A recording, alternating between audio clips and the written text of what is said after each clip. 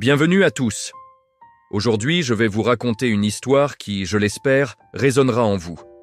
C'est l'histoire de 4 âmes qui se sont trouvées dans les couloirs d'un lycée qui, comme la vie, peut être aussi cruel qu'il est source d'espoir. Le lycée Valmont, avec ses murs de briques rouges et ses allées bordées d'arbres, semblait être un lieu ordinaire. Mais pour Léo, Sarah, Amine et Jade, chaque journée était une épreuve silencieuse. Léo, le premier de sa famille à viser des études supérieures, portait sur ses épaules le poids invisible de la précarité. Chaque soir, il troquait ses livres de cours contre un tablier dans un petit restaurant, ses nuits courtes grignotant son énergie. Sa fatigue était un secret bien gardé, dissimulé derrière un sourire discret et une détermination de fer. Il rêvait d'un avenir où le souci du lendemain ne serait plus une angoisse permanente. À quelques rangs de lui, Sarah incarnait l'excellence. Première de la classe, déléguée, musicienne accomplie, elle était l'exemple que tous les parents citaient. Mais cette perfection avait un prix. Chaque note, en dessous de 20, était une déception pour sa famille, une fissure dans l'image qu'elle devait maintenir. La pression était un étau qui se resserrait chaque jour un peu plus, la privant du simple plaisir d'apprendre. Elle se sentait comme une funambule sur un fil, terrifiée à l'idée de chuter. Puis il y avait Amine. Doux, créatif, passionné de dessin, il était devenu la cible facile de quelques élèves malveillants. Les moqueries, d'abord chuchotées, étaient devenues des insultes quotidiennes, des bousculades dans les couloirs. Le harcèlement était un poison lent qui rongeait sa confiance en lui. Il se réfugiait dans ses carnets de croquis, dessinant des mondes où il pouvait être lui-même, loin des regards jugeurs et des rires cruels. L'école, autrefois un lieu de découverte, était devenue sa prison. Enfin Jade. D'apparence distante, presque froide, elle avait érigé des murs si hauts autour d'elle que personne n'osait s'approcher. Derrière cette façade se cachait la blessure profonde de l'abandon. Placée en foyer depuis son plus jeune âge, elle avait appris à ne compter que sur elle-même. Chaque lien qu'elle tissait était teinté de la peur d'être laissée pour compte, encore une fois.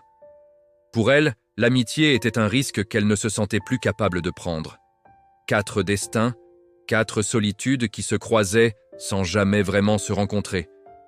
Chacun luttant dans l'ombre contre ses propres démons. Le lycée Valmont était leur arène, un microcosme de la société où l'indifférence régnait en maître. Ils étaient des îles, séparés par des océans de peur et de non-dits, ignorant encore que leur chemin était sur le point de converger de la manière la plus inattendue. Alors que l'année scolaire avançait, les tensions individuelles atteignirent un point de rupture. Pour Léo, l'équilibre précaire entre ses études et son travail s'effondra. L'épuisement le rattrapa. Un soir, lors d'un contrôle de chimie particulièrement difficile, il s'endormit sur sa copie. Le professeur, intransigeant et ignorant tout de sa situation, l'accusa de désinvolture. L'incident aurait pu en rester là, mais le destin en décida autrement.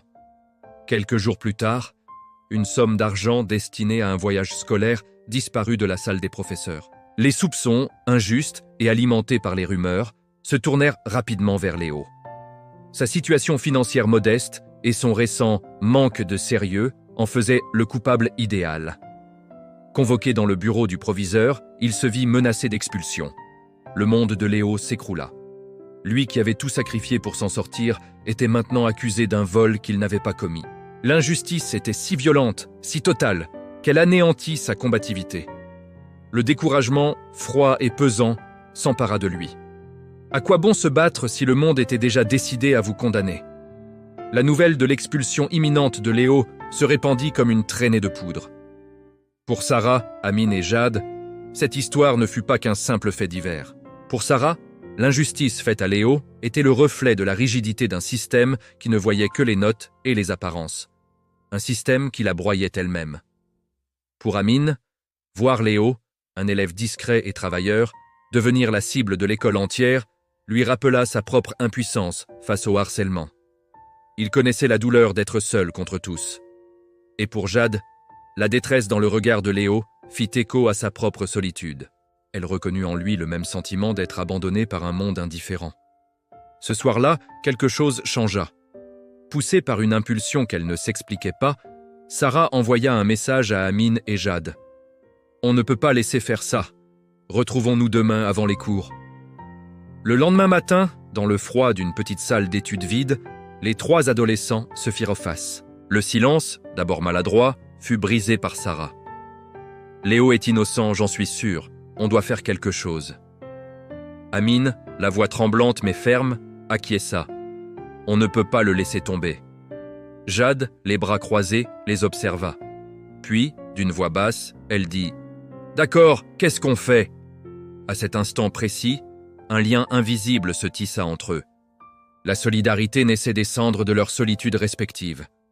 Leur mission était double, prouver l'innocence de Léo et s'assurer qu'aucun d'eux ne soit laissé pour compte à l'approche des examens finaux. Ils allèrent trouver Léo, qui s'était isolé, prêt à tout abandonner. Il fut d'abord méfiant, mais en voyant la sincérité dans leurs yeux, une lueur d'espoir, qu'il croyait éteinte, se ranima. Pour la première fois, ils n'étaient plus seuls. Leur quartier général devint la bibliothèque. Sarah, avec son esprit logique et sa méthode, organisa leur enquête. Elle interrogea discrètement les professeurs et le personnel, établissant une chronologie des événements. Amine, dont on se moquait souvent pour sa discrétion, utilisa son talent d'observateur.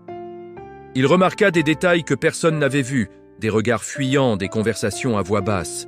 Jade, quant à elle, utilisa sa connaissance des angles morts du lycée, les endroits où les élèves se retrouvaient loin des adultes. Elle recueillit des informations précieuses. En parallèle, ils formèrent un groupe d'études. Sarah, la pédagogue née, aida Léo à rattraper son retard en chimie et en histoire. Léo, en retour, partagea ses astuces pour les matières scientifiques avec Amine. Amine, avec sa sensibilité artistique, aida Sarah à voir la littérature sous un nouvel angle, moins académique et plus humain. Jade, qui excellait en langue, devint leur tutrice en anglais et en espagnol. Les longues soirées de révision devinrent des moments de partage.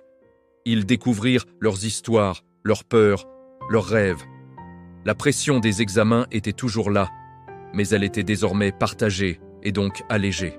Amine recommença à sourire. Jade laissa tomber sa garde. Sarah apprit à accepter l'imperfection et Léo retrouva sa force. Ensemble, ils étaient à plus fort. L'amitié était devenue leur bouclier et leur moteur. Leur enquête finit par payer. Grâce à une information obtenue par Jade et à un détail observé par Amine, ils purent remonter jusqu'au véritable coupable. Un élève qui avait agi sur un coup de tête pour des raisons futiles. Avec les preuves en main, ils se présentèrent au bureau du proviseur. La vérité éclata et Léo fut immédiatement innocenté. Le proviseur, réalisant son erreur, présenta des excuses publiques. Cet événement marqua un tournant. Le lycée Valmont n'était plus seulement un lieu d'épreuve, mais aussi un lieu où la justice et la vérité pouvaient triompher grâce au courage de quelques-uns. Le jour des résultats du baccalauréat arriva. Le soleil brillait sur la cour du lycée, rempli d'élèves anxieux et de parents fébriles. Léo, Sarah, Amine et Jade se tenaient un peu à l'écart, unis dans cette dernière attente. Leurs noms apparurent sur les listes, les uns après les autres. Tous les 4 avaient réussi.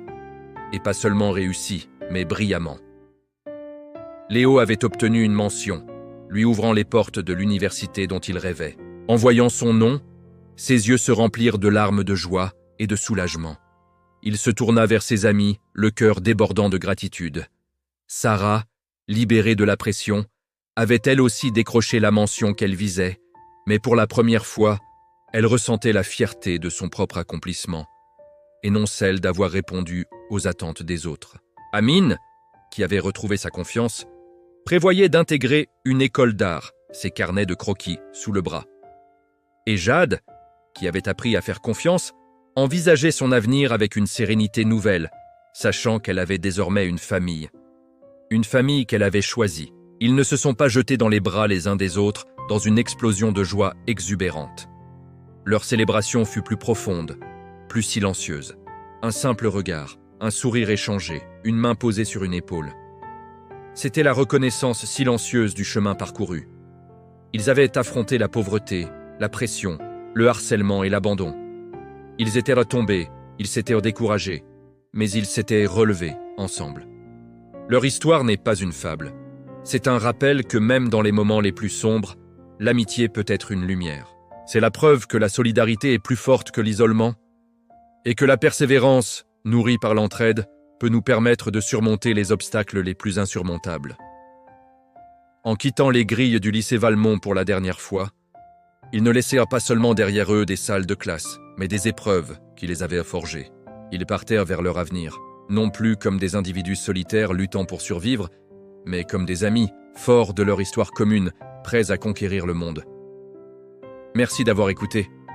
Si cette histoire vous a touché, n'hésitez pas à la partager et à vous abonner pour plus de contenu inspirant. Prenez soin de vous.